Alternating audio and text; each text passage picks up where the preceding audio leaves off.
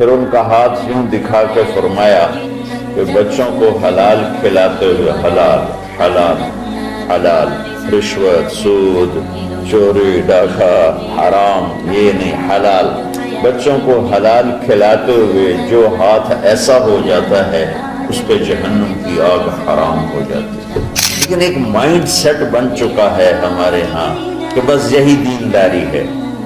مکمل دینداری بنتے جب اس کے ساتھ دنیا کے معاملات اور اخلاقیات درست ہوتے ہیں، پھر جا کے وہ مکمل دین بنتا ہے۔ اچھا، جس نے ان 4 شرطوں کے ساتھ دنیا کو کمایا تو کیا ہوگا بھائی؟ تو فرمایا لقی اللہ یوم القیامہ ووجہہ مثل القمر لیلۃ البدر، قیامت کے دن یہ اللہ کے دربار میں ایسے پیش ہوگا کہ اس کا چہرہ 14ویں رات کے چاند کی طرح چمک رہا ہو۔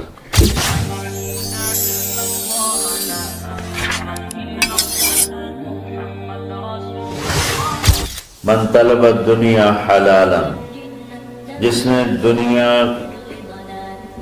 کمائی حلال، کاروبار کیا، نوکری کی، تجارت کی، زراعت کی، کوئی بھی ریڑھی لگائی، چھابا لگایا، سائیکل پہ منیاری بیچی، جو بھی کیا، من طلب الدنیا حلالا، جس نے دنیا کو طلب کیا حلال راستے سے، سعین علی اہلہ، اب یہ کیوں کماتے ہو؟ کہ جی بچوں کو کھلانا ہوتا ہے اس لیے۔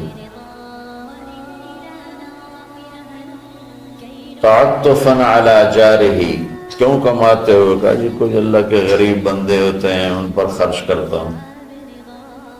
استعفافا عن المسئلہ، کیوں کماتے ہو؟ کہ جی کسی سے سوال نہ کرنا پڑے۔ تو 4 باتیں میرے نبی فرما رہے ہیں، رزق حلال کمایا، بچوں پر خرچ کرنے کے لیے کمایا، غریبوں پر خرچ کرنے کے لیے کمایا، اور سوال سے بچنے کے لیے کمایا۔ اس میں کوئی نماز، روزہ، حج، زکوٰۃ، تہجد، تبلیغ، جہاد کا کوئی ذکر ہے نہیں۔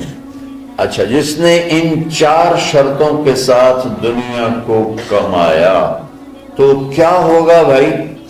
تو فرمایا لقی اللہ یوم القیامہ ووجہہ مثل القمر لیلۃ البدر،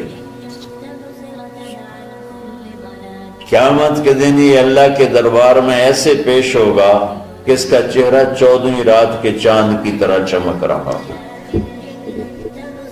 اللہ نے ہمیں ایسا دین عطا فرمایا۔ حضرت سعد بن معاذ رضی اللہ تعالیٰ عنہ آپ کی محفل میں بیٹھے ہوئے تھے تو وہ دہاڑی کرتے تھے، مزدوری کرتے تھے اپنے باغ میں خود ہی۔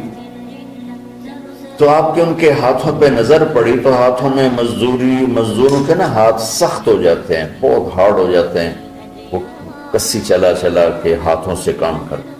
تو آپ نے دیکھا تو ان کے ہاتھ بڑے سخت۔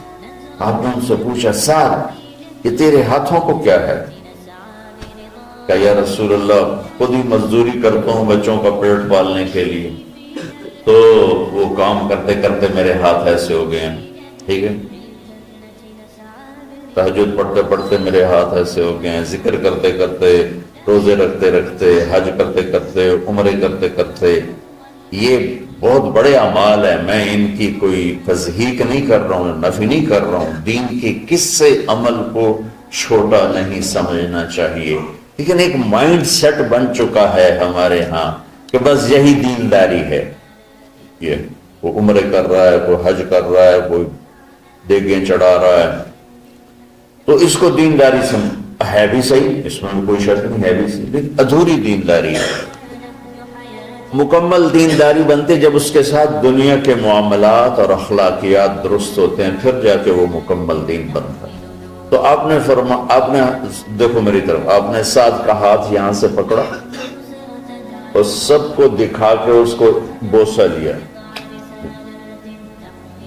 پھر ان کا ہاتھ یوں دکھا کے فرمایا کہ بچوں کو حلال کھلاتے ہوئے حلال حلال حلال، رشوت، سود، چوری، ڈاکہ، حرام یہ نہیں، حلال۔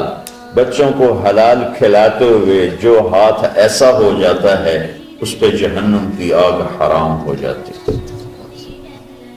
وَكَذَلِكَ جَعَلْنَاكُمْ، بولو، امتاً،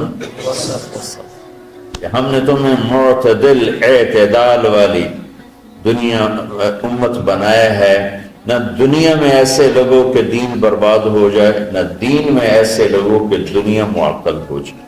اس لیے میں نے ایک حدیث پڑھی تھی، آپ نے فرمایا کہ دین میں غلو سے بچنا۔